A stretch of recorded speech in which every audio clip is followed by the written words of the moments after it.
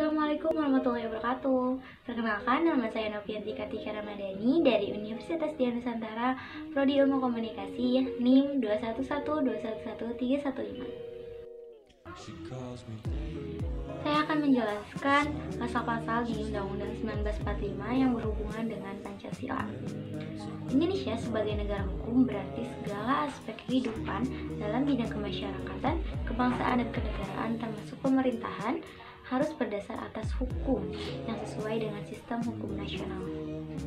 Sistem hukum nasional merupakan hukum yang berlaku di Indonesia dengan semua elemennya yang saling menunjang dengan yang lain dalam rangka mengatasi permasalahan yang timbul dalam kehidupan bermasyarakat, berbangsa, dan bernegara. Sila yang pertama, ketuhanan yang Maha Esa, dijabarkan dalam pasal 28E ayat 1 dan ayat 2, lalu pasal 29 ayat 1 dan ayat 2. Pasal 28E berbunyi, ayat 1, setiap orang bebas memeluk agama dan beribadat menurut agamanya, memilih pendidikan dan pengajaran, memilih pekerjaan, memilih kewarganegaraan, memilih tempat tinggal di wilayah negara dan meninggalkannya, serta berhak kembali. Nilai ketuhanan yang Maha Esa merupakan landasan spiritual, moral, dan etik. Salah satu ciri pokok dalam negara hukum Pancasila ialah adanya jaminan terhadap kebebasan beragama atau freedom religion.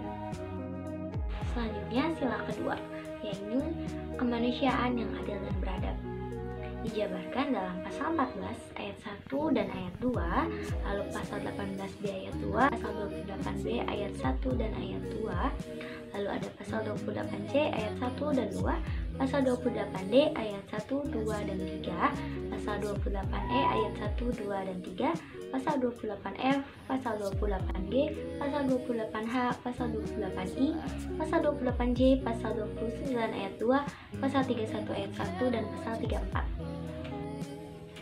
Maksud dari pasal-pasal di atas adalah nilai kemanusiaan yang adil dan beradab, menunjukkan bahwa manusia diakui dan diperlakukan sesuai dengan harkat dan martabatnya sebagai makhluk Tuhan yang Maha Esa.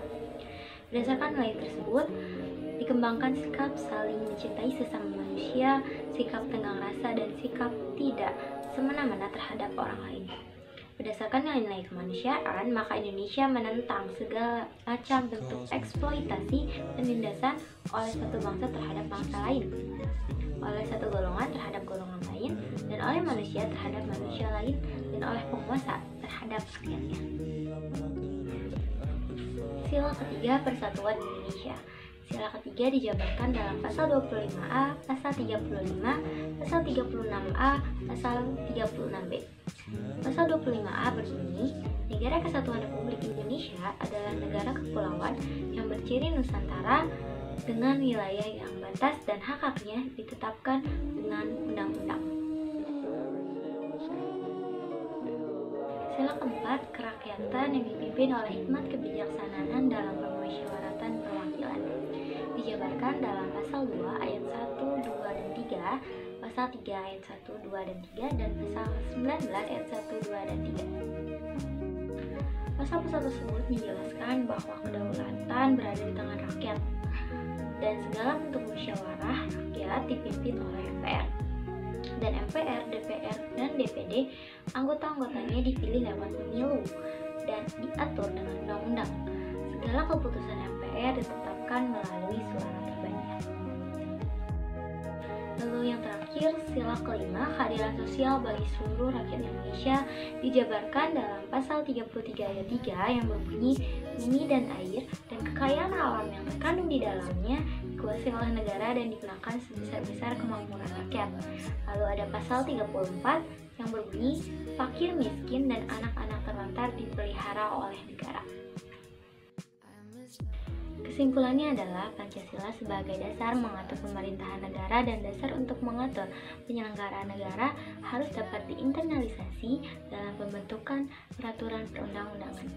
Dalam pembentukan peraturan perundang-undangan, Pancasila merupakan landasan filosofis yaitu pandangan hidup, kesadaran, dan cita-cita hukum. Sekian dari saya, terima kasih. Wassalamualaikum warahmatullahi wabarakatuh.